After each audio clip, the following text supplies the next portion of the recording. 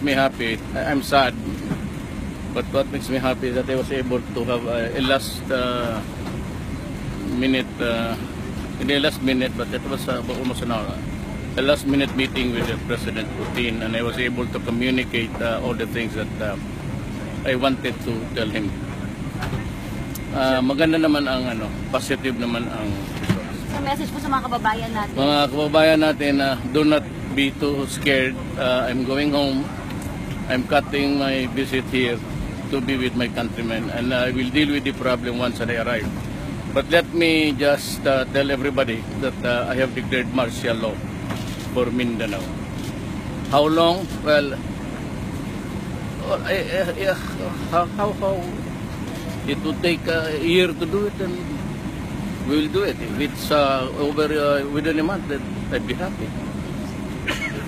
Pero ang martial law is martial law, ha? So kayong mga kababayan ko, you have experienced martial law.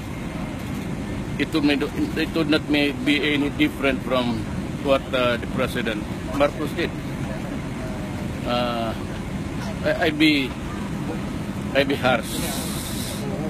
I was asked one time, I think it was during the campaign doon sa Lasal, I was asked how I would deal with terrorism, and I said I would be harsh.